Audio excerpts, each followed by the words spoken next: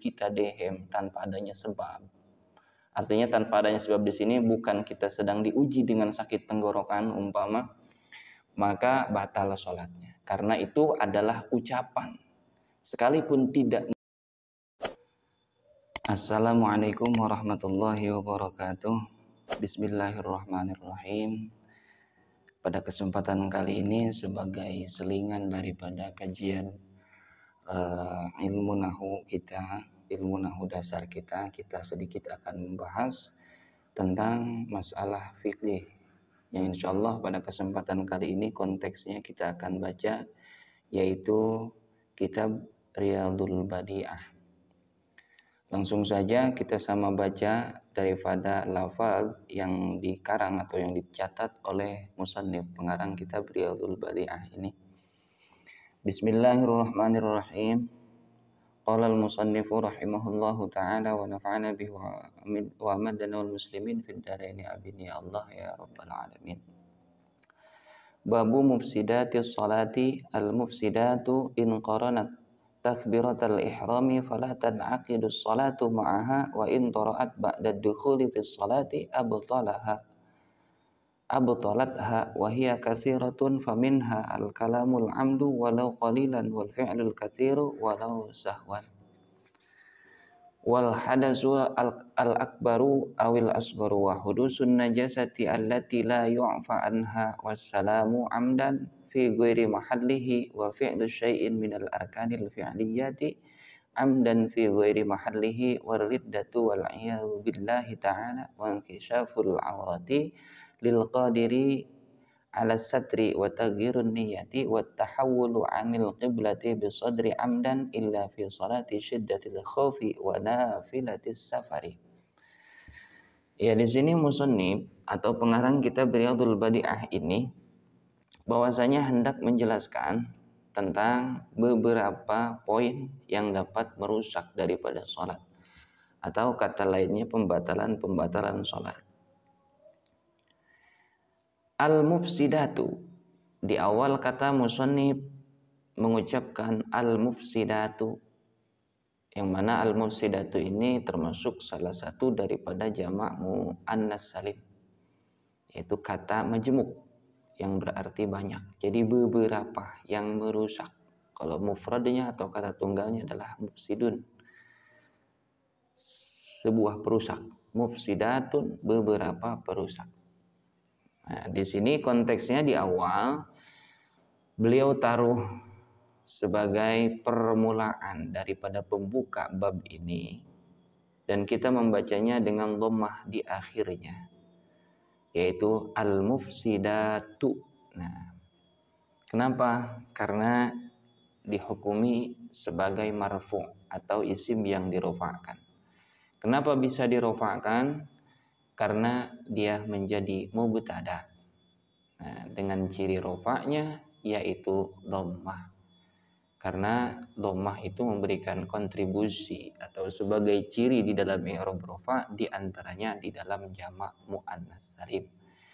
Jadi al-mufsidatu bacanya taknya kita baca dengan dhammah. Baik. Itu sedikit saja untuk motivasi pembelajaran kajian nahwu kita yang secara mendasar perlahan di video-video sebelumnya, baik video yang akan kita upload nanti. Baik. Al-mufsidatu, beberapa perusak, in qaranat, jika berbarengan perusak tersebut takbiratul ihrami kepada takbiratul ihram, falatan akidus sholatu ma'aha, maka tidak akan jadi sholatnya. Contoh, ketika kita sedang takbiratul ihram, tiba-tiba ada salah satu perusak itu sholat. Umpamanya keluar hadas kecil atau buang angin ketika takbiratul ihram, ya tidak jadi sholatnya.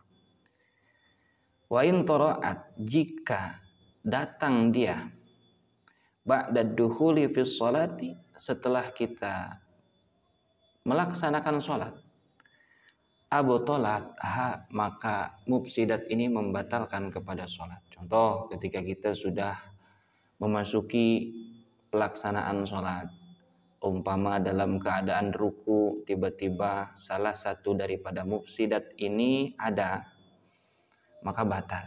Ketika ruku umpamanya kita buang angin, maka batallah sholatnya. Ini yang dinamakan mufsidat. Wahya katsiratun, mufsidat atau yang membatalkan sholat ini banyak. Paminha diantaranya adalah al-kalamul amdu walau qalilan, yaitu berkata secara sengaja walaupun kata-katanya itu sedikit. Karena ulama fikih memberikan definisi tentang kalam, yaitu ketika sholat dengan kullu ma abtala sholat wa huwa harfun mufhimun aw harfani wa illam yafhama. Setiap yang membatalkan sholat, satu huruf memberi arti atau dua huruf sekalipun tidak memberikan arti. Contohnya, satu huruf yang memberikan arti ketika kita salah seorang pelajar bahasa Arab mengucapkan qi itu adalah fi'il amar dari kata wiqayah, sekalipun tidak diberikan ha. Qih seperti itu, qi saja kita mengucapkan, artinya jagalah oleh kamu, maka itu batal sholatnya, walaupun hanya satu huruf qi. Atau dua huruf secara berturut-turut sekalipun tidak ada maknanya. Contohnya, ketika kita sedang sholat melafalkan, lidah kita, mulut kita melafalkan kata-kata yang mengandung dua huruf, sekalipun tidak ada artinya. Contoh yang sering terjadi, ehem, ehem. Nah, ehem ini adalah pelapalan yang mana mengandung huruf, yaitu hamzah, ha, ya, mim, itu lebih dari dua huruf. Ketika sholat kita sengaja melakukan dehem tersebut tanpa adanya sebab kita sedang sakit tenggorokan, atau tanpa adanya sebab kita sedang meriang umpama tiba-tiba dehem, maka batal sholatnya. Atau tanpa adanya sebab, kenapa kita dehem? Karena kita hendak membaca atau mengambil makhraj huruf yang wajib ketika sholat, yaitu makhraj huruf Fatihah atau makhraj huruf tasyahud akhir. Umpamanya ada yang menganjal, ada dahak, kemudian kita tidak bisa mengucapkan makhraj huruf Al-Fatihah, melainkan harus didehemkan, itu baru dimaafkan. Kalau di tempat lain dalam keadaan ruku, dalam keadaan sujud kita dehem tanpa adanya sebab, artinya tanpa adanya sebab di sini bukan kita sedang diuji dengan sakit tenggorokan umpama, maka batal sholatnya. Karena itu adalah ucapan, sekalipun tidak mengandung arti, namun lebih daripada dua huruf.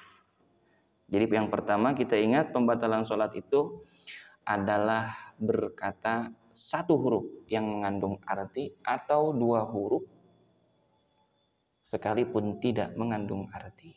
Baik. Wal fi'lul katsiru, yang kedua pembatalan sholat yang dicatat oleh musannif di dalam kitab ini, yaitu mengerjakan pekerjaan yang banyak, walau sahwan, sekalipun dia lupa. Contoh pekerjaan yang banyak, umpama ketika sholat dia melangkah lebih daripada 3 kali berturut-turut, maka batal sholatnya. Atau dia bergaruk lebih daripada 3 kali berturut-turut, nah itu batal sholatnya. Contoh bergaruknya seperti ini, tangannya diangkat, kemudian dia itu digoyang-goyang seperti ini. Jadi antara telapak tangan juga pergelangan tangan, kemudian ini lengan sampai siku, dia gerak-gerakan lebih daripada 3 kali berturut-turut, batal sholatnya. Atau wajahnya sengaja seperti pemanasan dalam olahraga, digoyang-goyang 3 kali berturut-turut, batal sholatnya.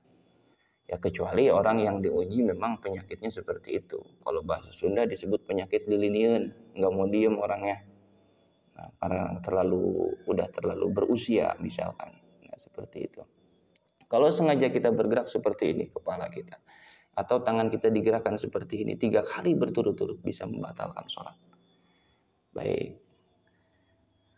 Walau sahwan sekalipun lupa. Umpama kita sedang sholat, tiba-tiba tangan kita begini-begini, umpama.